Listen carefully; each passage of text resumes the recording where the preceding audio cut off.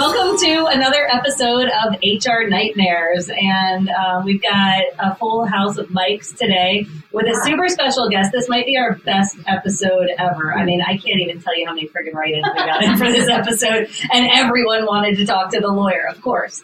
We want to talk to a lawyer. In fact, I gotta say, like, over the years and growing up in an HR family, like, the employment lawyers were always like the most fun people that we worked with and hung out with. So, special guest is Will Oden. He's a partner at Oden in Wilmington, North Carolina.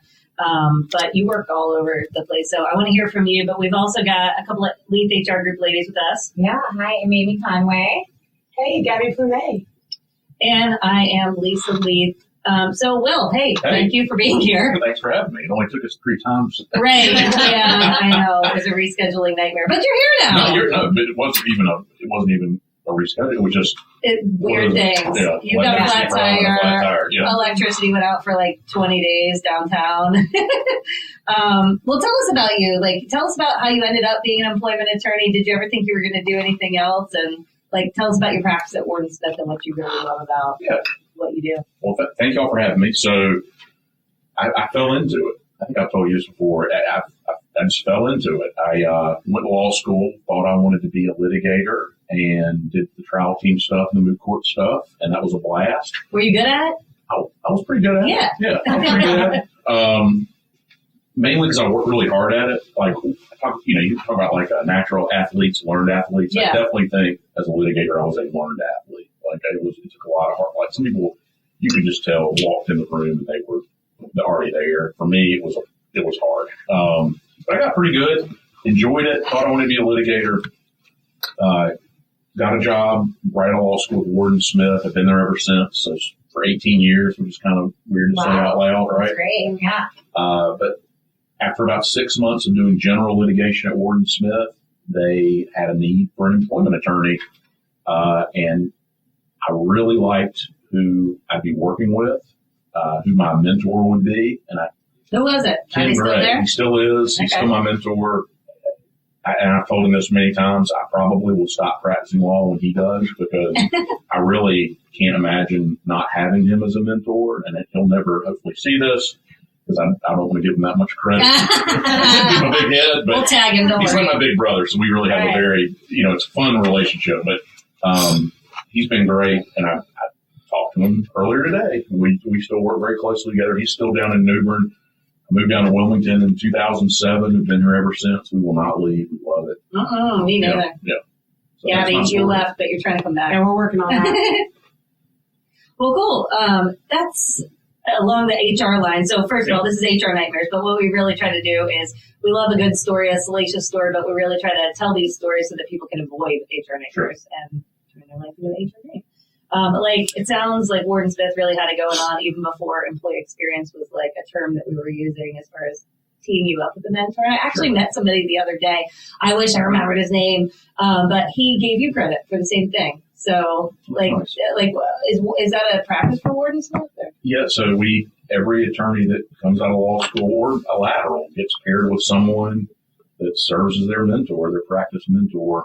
And then you've also got like a work supervisor when you first are out of law school to kind of make sure you have enough to do, not too much, that kind of thing. Yeah. The mentor piece is huge because it's, there's a lot about being a professional that you come out of school, you really don't know. And so just that person's that rock for you. If you have a silly question, you can ask without feeling silly, that kind of thing.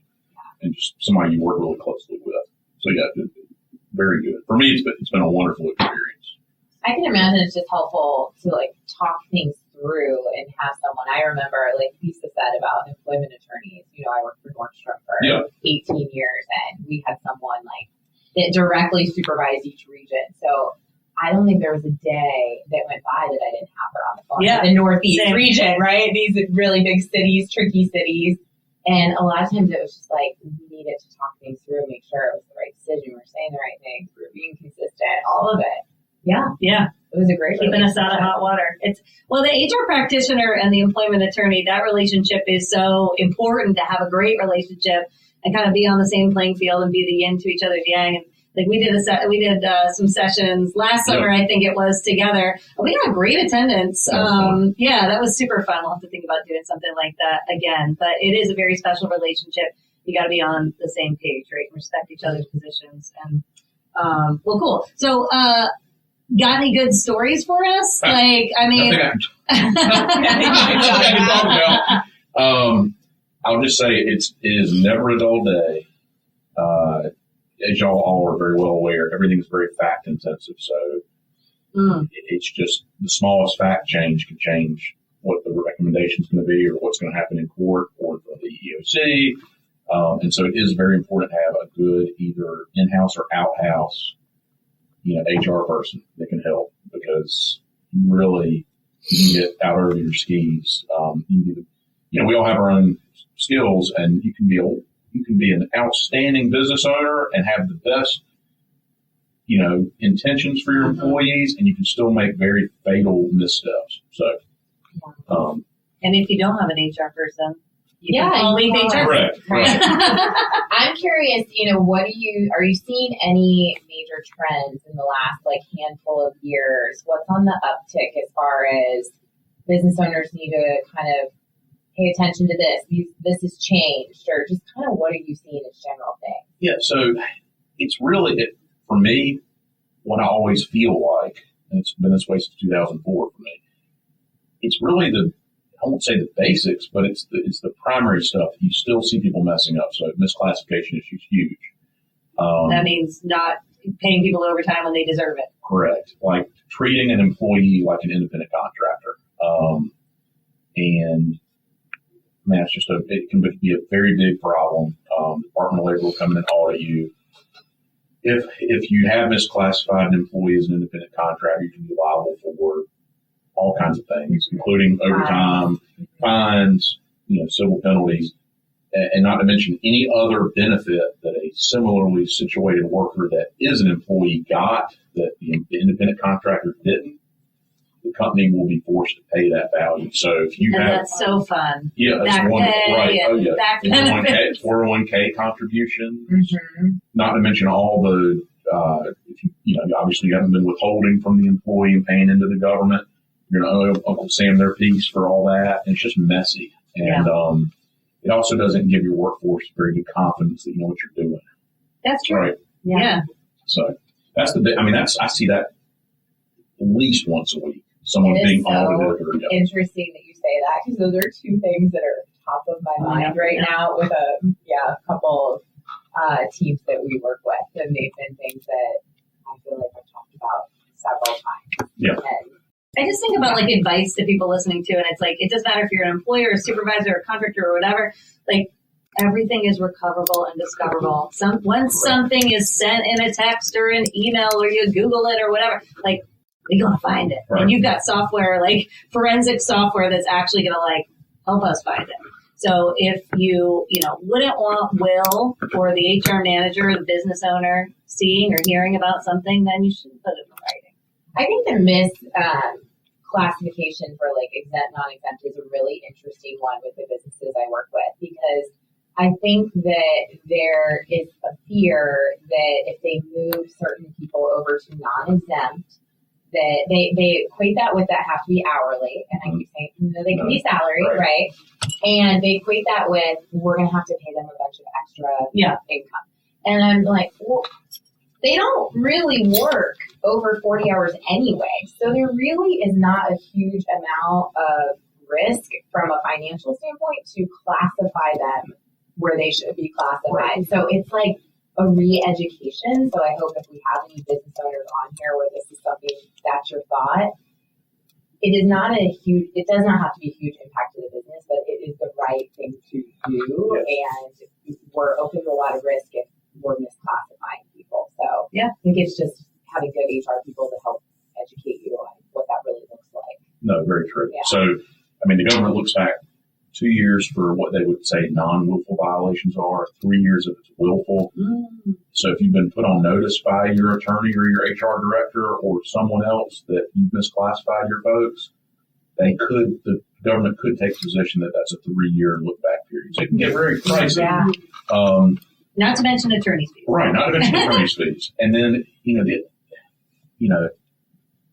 to your point about it's not going to be this massive, expensive thing to do it the right way. I mean, you control how many hours your non-exempt folks work. Right. If they work unauthorized time, you still have to pay them for it, obviously, but then you write them up, you discipline them. Mm-hmm. If they continue to work unauthorized time, you can terminate them. I mean, there are other avenues you can take that will keep you out of the government's crosshairs. So. Hey, the one thing that people are often just learn about when we talk about it is all the different kinds of insurance that you can get as a business owner to help pay for unwillful violations if you have to engage somebody like Will Oden at Warden Smith. Talk to us about some insurance policies that you recommend that people look into, and they're usually pretty expensive. Correct. Yeah, so that's the biggest thing is they really are typically not that expensive. So if you have 3 or more employees in North Carolina, obviously you got to carry workers' comp, so you got to have workers' comp insurance. That's really a no-brainer. Going back to the misclassification issue, if you misclassified, employees as independent contractors, and one of them gets injured, they're still going to file a workers' comp claim against you, but the insurance company, even if you've got workers' comp in place, isn't going to defend you because you've not treated them as an employee. So then not only are you paying for this workers' comp case, it just can get very expensive. And if you think you only have 3 independent contractors and it turns out they're employees, and so you've not been having workers' comp insurance in place, it's going to be an uninsured claim, which means the Attorney General's office gets involved and criminal charges get filed. Yay. I mean, it's very messy. So get workers' comp insurance. If you're anywhere close to 3 or more employees, get workers' comp insurance. The other thing I always recommend, employer practices liability insurance, EPLI. It typically will cover at the very minimum defense of EEOC charges, litigation resulting from EEOC charges. Some of them, less than most, but some of them do cover wage and hour issues. It really depends on the policy. If you've got a good agent, they'll know about this. Speak to your agent. Make sure you review the policy, see what all it covers. But that at a minimum, those are the 2 things I recommend. Yeah, and with the EPLI, I've used that before. And if the deductible is $40,000 or $70,000, well, guess what? It doesn't take long to rack $70,000 up, working on one of these cases. And then the other thing too is usually they'll have a list of attorneys that you can choose from. But if you call the insurance company, you can usually get your favorite Will Oden on the insurance, the list of approved attorneys. So that's kind of cool. So definitely get EPLI and workers' comp, everybody. Well, y'all run anything else insurance-wise that I would not have? No, okay. I think EPLI for me is just that's been really beneficial for me, working as in HR in companies small to large. Yeah. So really good. Hey, we have so many write-ins. We got to get to this. Yeah. Cool. And I want to shout out our listeners because we're 10 months in, and we are getting write-ins from California, Florida, Virginia, South Carolina. And if you're new here, we're local to Wilmington, North Carolina. So it's really cool to be across the country. So cheers to our listeners. That's great. I love it. Well, have you brushed up on your California law? Oh, God. Don't reply to that one. They just passed the new pay transparency laws. Mm-hmm. Yep. I had New York, so New York already had that once upon a time. Right. Yeah. Cool. So we'll start with one in North Carolina. Okay. And this listener wrote in, this one is for the employment law attorney. Thank you so much for having us. Yes, we got to get to this one. Yeah, of course. There must be something in the water here because 3 of our employees there actually is. We are in Wilmington. Yep. Are getting towards the end of their pregnancy under ADA, since it's not considered a disability unless there's complications, and most are not eligible for FMLA. Do you grant time off as PTO? We don't have maternity leave, so trying to see what to do since we have an extremely high percentage of employees that need time off. We should have had something in place already, but we've been short-staffed. I wear the hats of sales, office manager, HR, and IT. Oh, that's good. Wow. Also, how do you determine when it's no longer reasonable to keep employees out on LOA once they've exhausted FMLA and have been out for 6 months or longer using ADA?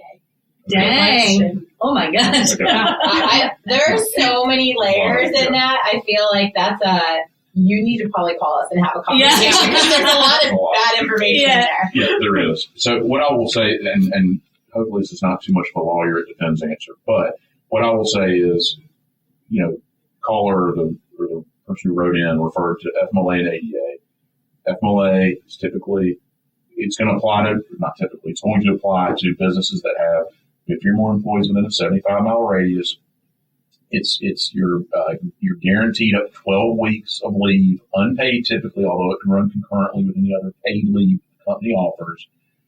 But the trick here is that even once the FMLA runs out, which again can be taken intermittently as well, which means not all at once, within a 12-month period, and then it typically, depending on whether they count it from the calendar year or the fiscal year, it recharges or whatever. But even once FMLA's run out, you still have to consider ADA, which is the Americans with Disabilities Act, which requires that individuals with a health condition that rises to the level of a disability, mental or physical, are entitled to a reasonable accommodation if that accommodation will allow them to perform the essential functions of their job.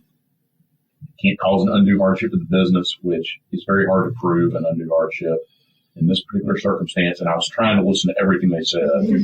I will just say, obviously, number one, follow your own policies, and your written policies that provide paid leave or any other benefit during that period of time. You obviously have to do that. But in addition to that, if you have 50 or more employees, they're gonna get some time off for pregnancy. And what have y'all seen in terms of a regular pregnancy versus a cesarean? Is that y'all 6 or 8? But that's not FMLA time. So the total time is the same. Correct. That's the disability period. It's either 6 weeks or 8 weeks if you have a cesarean. But yeah, that's your FMLA time, which covers your disability time. That stays the same. That's right. And they run concurrently. Mm-hmm. Yeah.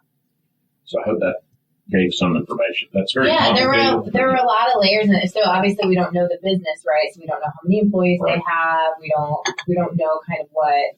I assume maybe it sounded like they said not qualified for FMLA. So I think that's maybe what it said. So maybe they don't have. But they got referenced a bunch of times, so that's why I got confused. Yeah, it's a little of a tricky one there. But I think the bigger question is, like how long can they reasonably keep someone out? But I think what was important to note was what you said about undue hardship, because this was one I used to deal with all the time, and I would have managers in business, like business leaders, like, it's an undue hardship. Right. Like, no, it's not. We're a company of 80,000 employees. So to prove that we can't have that one individual out for 12 months if needed, no. Like, that's just not the case. Even I have a business that, has 80 or 100 employees. I'm like, no, we can easily fill that spot. We could shift people over. There's just no. So anytime a business owner says it creates hardship, I'm like, well, let's talk about that. And it sounds like this person's like in a position where they can actually change the policy, right? They're like a key leader. Maybe they're like sister, brother to the owner, been there forever. They're a trusted right-hand person.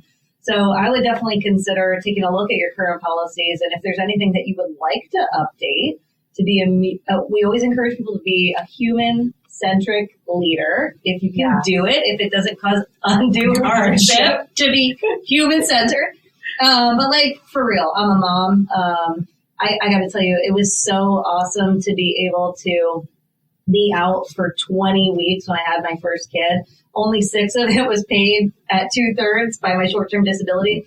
But I had saved knowing that I was going to be, that I could take 20 weeks to be with my kid. And when I brought that little nugget to daycare after 20 weeks, it still was like, that is a bean. And that is hard to let go of a baby even after 20 weeks. So to ask a woman to come back to work after giving birth, let's say 6 weeks when short-term disability runs out, that's pretty ruthless. Daycares wouldn't even take a child at that point. Some of them, some of them don't. But I would just say, like, whatever you can do to, like, really, I mean, that's going to drive loyalty points sky high. You got to give folks at least 12 weeks. Yeah. And thinking about, what are the other options for the business, right? Could we create an internship program to fill that gap? Could we have temporary employees to fill that gap? Great idea. Sometimes it's about thinking, okay, we want that individual, and sure, we need to create consistent policies, right? Absolutely. That was part of it, but also thinking about how else can we make sure that the business needs are met while we are able to do that for our employees. And there are a lot of ways to do that. And And then devil's advocate, if you truly believe that the accommodation is going to be an undue hardship, it's called the ADA interactive process for a reason. It's not just one conversation. Hey, Bob, we can't do this. Hey, Susan, we can't do this. It needs to be, tell us what you think, get more potential accommodations from the individual, weigh them, consider them. There should be a lot of back and forth. Yeah, are there other jobs in the company that would be better for the accommodations that you're qualified for? Thinking through that. We've done that before, move people to a department that could be a more remote opportunity, right? Versus someone who had to be on their feet in front of a customer all day long. It just didn't work any longer. So thinking through all those options. Yeah, this is cliche. I mean, culture truly does, in my opinion, eat strategy for breakfast. So if you're good to your people, you can mess up a lot of other stuff. If you're good to your people, you're going to be in good shape. All right, what's next? Roll. Cool. Let's go to South Carolina. Okay. And I'm particularly curious about this too, because I think this is really relevant right now as we're getting people to move back to come into office, right? We have this work from home option. The great unwind, they were calling it yesterday at this regional economy thing that we were at. Yeah, the unwind. I was like, oh, that's interesting. So we'll start hearing that every day, all day. Yep. So, question, here we go. I work for a big company that has locations all over the world. I live in South Carolina, but the team I work with is in New York. They have been wanting us to come back into the office, trying to persuade us with tacos and donuts. Oh, yeah, we love that. Yeah. Though that is great and all, I work with no one in our South Carolina office and oftentimes find myself not getting as much done at the office, which I've heard that before. Yeah. Yep. Our office manager of the South Carolina location, not my direct report, just said our attendance in the office now has an 83% weight on our performance reviews. Can they do that? 2 of the other people whose home office is in South Carolina have moved to Florida. They're not sure what to do. How would you start that conversation with the office manager? Okay, so caveat, I'm not licensed in South Carolina. I'm a North Carolina attorney. However, generally speaking, I would say yes, they can do that. They can require in-person attendance. I would just have an open and honest conversation with your supervisor. I know my wife works from home now, and she would say, and I think everybody would agree, she is more productive at home. Because she is social. She likes to speak with folks. And when she's at home, she isn't in the mix. You eliminate all that chit chat. Yeah. And so sometimes the supervisor doesn't they're applying a policy carte blanche to everybody. And they're not thinking about how it might actually be good to have an exception or a variance for certain folks. You sound like an HR practitioner. Dorky. It's one of those, while maybe legal to do 83% weight on that's great. Attendance. What is this, right? College where your grade is indicative of whether you show up to class? I mean, it feels like maybe business's priorities are maybe on wrong. Or maybe they're trying to get rid of people. Right. They might be trying to shed some weight. Can I be devil's advocate really quick? So say we got some performance reviews back. We see a decline in our culture, and I'm a business, the manager, and I want to bring people in because that's what I first think. Yeah. Hey, bring them back together to improve that culture. Yeah. What would you say to that? People can laugh together, and I want, and that was like the whole. Remember at the beginning of COVID, all the business owners were like, "This is going to kill our culture, and nothing's going to be the same again," and it just wasn't true. So I don't know, there's other things, checking in, first of all, talk to your people. And if you're not talking to your people and having regular one-on-ones, even 15 minutes once a week, go look up Work Talk, worktalk.com. Then we created this app as HR practitioners to actually keep people connected when no one's talking to their employees enough, ever. Yeah. And no matter where they are, too. No matter where they are. Yeah. So worktalk.com. But I think that, thinking culture, I hear that a lot from some business owners that have been historically always an in-office business. They didn't know anything different before COVID hit. So for them, it's also, it continues to be a challenge and they don't think there's any other way, right? But then I also have a business that I support through Leath HR Group that is all virtual, all remote. They have better culture than any of the others. Oh, yeah. And they're incredible. Their employees love it. They hire people who want that lifestyle too, that flexibility, that remote. But their culture is incredible, and they've really never been an in-office business. They've had a small handful of people in an office, but that doesn't even really exist anymore. Their people are all over North America. I think So about I don't think that's the only way, remote worker culture. Person to person. I mean, I think it's important. You got to be reminding people of all those components of the employment value proposition, which you guys touched on in your seminar yesterday. But it's like, is there trust in leadership? So from the top down, at the client that you're talking about, they love the CEO and the owner. Okay. Do you trust the brand? Do you like the product that you're selling or supporting? Or like, are you proud of the place that you are? Do you like the people that you work with? Who you have to teams with? Who you have to Slack with? Who you have to go and present to customers to? I mean, there's so many components of this, and we'd be happy to talk to you about it. But like, there are things you should be bragging about as a supervisor, as a marketing team, as an HR team. Like, you gotta be reminding people of what differentiates you as an employer to get people. It's just pride in workplace. Yeah. The person who wrote in, I would say, come to the table when you have the discussion with the supervisor. Come with potential solutions. Like, what would you suggest? Do you think it would be reasonable for you to travel to South Carolina or not work remotely 1 day a month, 2 days a month, once a week you come in and work in the office? Like, what do you think would be a solve to that problem? Don't just walk in with hands out saying, I don't know what to do about this, but come with a solution. That's good. And if you like working there, if you're like, well, screw this, I do not want to go in ever, then just understand that like this might not be a great place for you. Yeah. Cool. All right, so let's get on a plane and let's go to California. Okay. As a retail store manager, this is up your alley. I average about 90 to 120 hours every 2 weeks. Meal period violations, absolutely. 7 to 12 days straight, absolutely illegal. But my question is, would it be the grounds to then terminate a store manager because they are nodding off during a conference call with a schedule like that? Read that last part again. Is she a store manager? Is he a store manager? That's what I'm trying to, Yeah, they're a store manager. Okay. But now I guess they're terminating another store manager, or maybe they're just saying like we're having crazy hours, we're exhausted, we're nodding off, and maybe they're being threatened to terminate. Okay. And they're in California. They're in California. Can you sleep on the job in California? Probably. Also, California, do they have the days in a row law?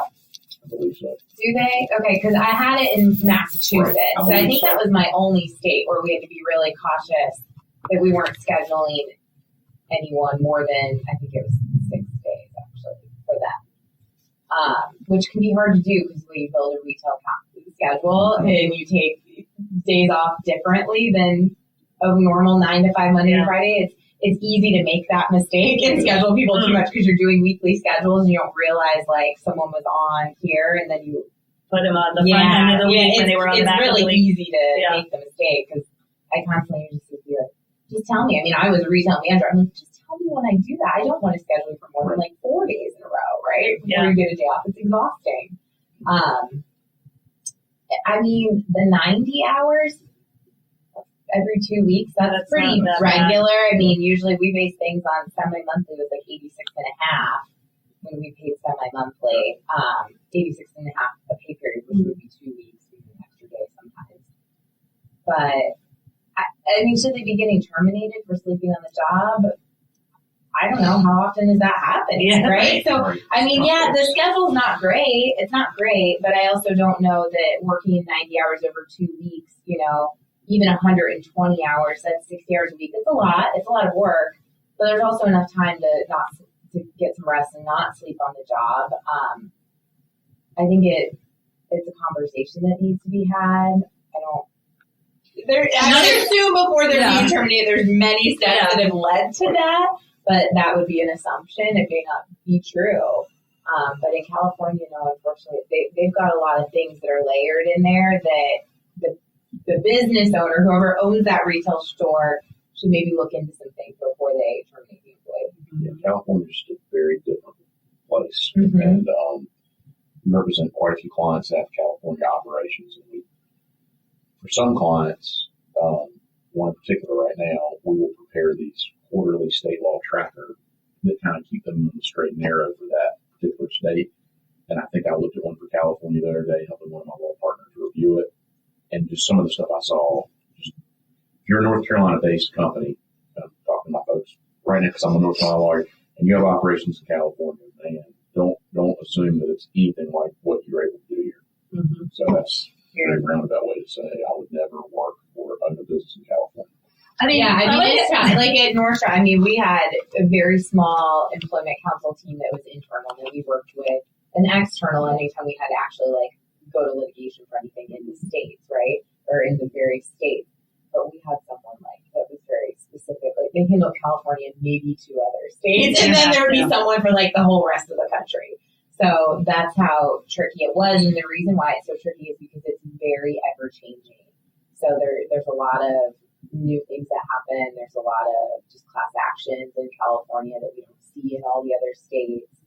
And yeah, I remember me being very grateful that I never had California in my region. I want to get back to something that you said. You broke down the hours, right? So 60 hours a week. I'm sure you guys, I spent many years working 60 hours a week. I worked in retail for 18 years, so that to me I was like, meh. The only time I almost nodded off in a meeting was after I took a Benadryl because I was having like some kind of allergic reaction.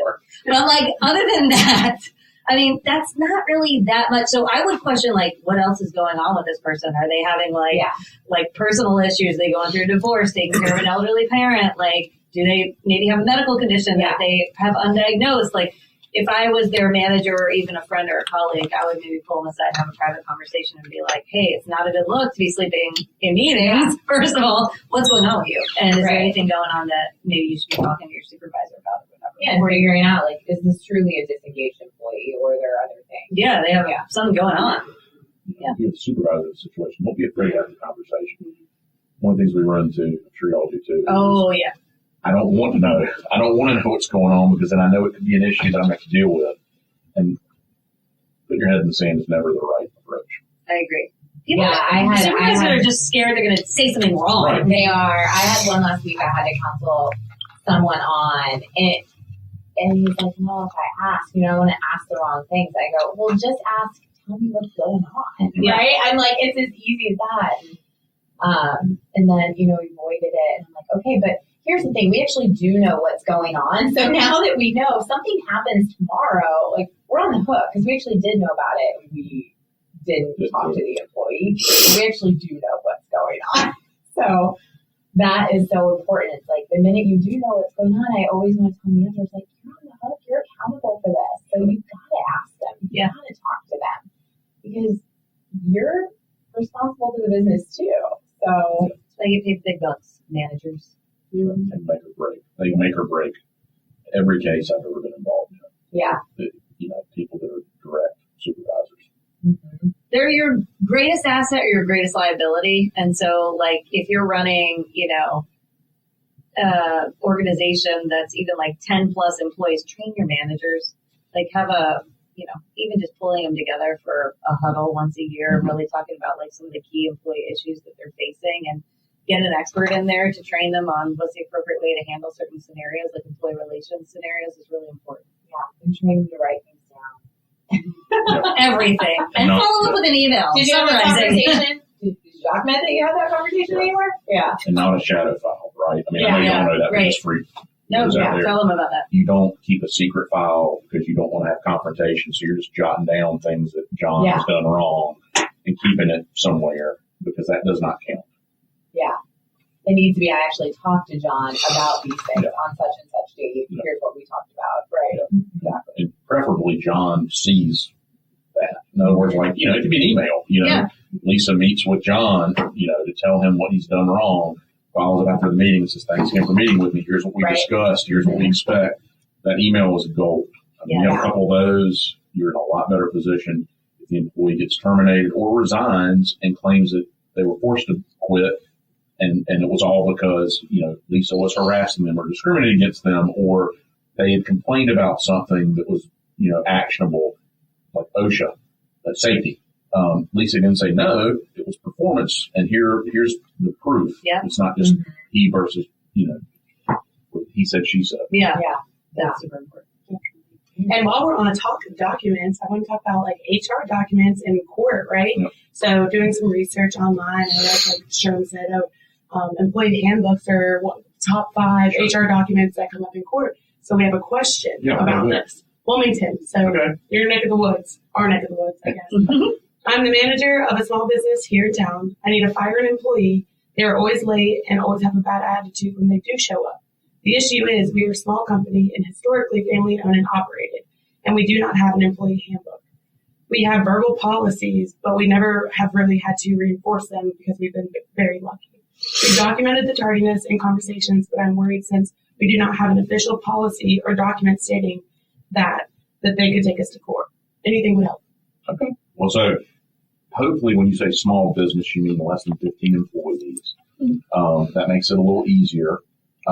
I still, even in those circumstances, I would still, especially, first of all, you have to treat everybody consistently. So you want to make sure that you've not let somebody slide on these issues for a long period of time, but not, and then take action against this one person, right? But generally speaking, I would say I'd want at least one written warning in the file that can give the individual a chance to get better, and then if they continue, then fire them. Assuming they don't have a written without an employee handbook. Correct. Right? And assuming they don't have a written employment agreement that promises them employment for a term of time, that are at will.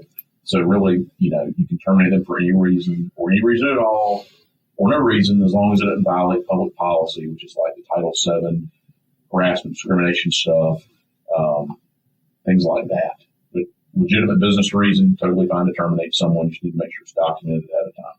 And I'd send them the termination notice in writing too, so that it's clear that they were terminated for that reason.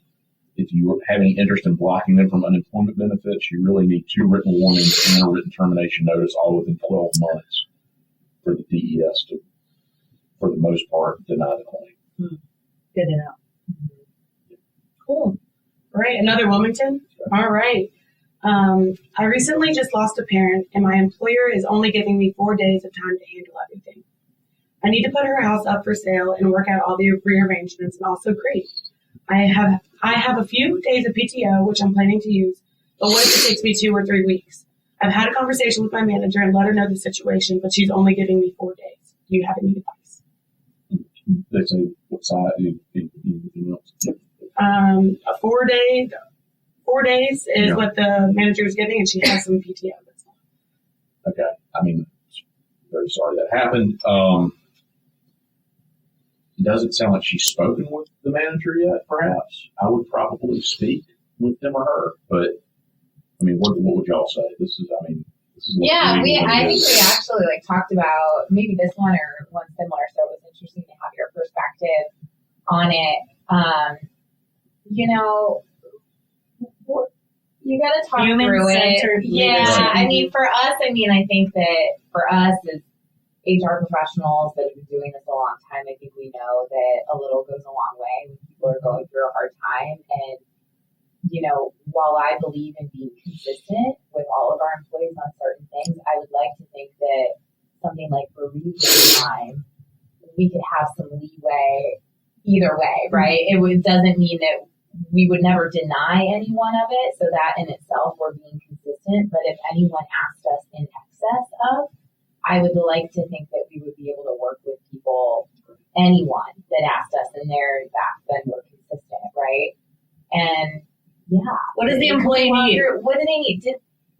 Sometimes this person may be just reeling from this loss, and that's what they're dealing with, and they can't see through the trees yet, right? And sometimes maybe it just takes a great mentor to sit down and say, hey, can you do some of these things in the evening? Hey, we've got a couple things coming up, and maybe you can work on a Saturday here, and then you can have that Friday off during the week to, go take care of appointments and sell your mom's house, right? So sometimes it's let's be the mentors, let's be the leaders, let's be the business owners, and actually try to help that person before we just say no, right? Find a way to help. But also, as a business owner, I respect the fact that, I can't pay somebody to be out forever for bereavement or any other reason, right? Mm-hmm. But I can pay you for 4 days. I'm willing to do that. And I'm willing to do that for everyone. Not just you, my favorite person on the staff. I'm going to do that for everyone. Mm-hmm. But what I can let you do is I can let you leave a little bit early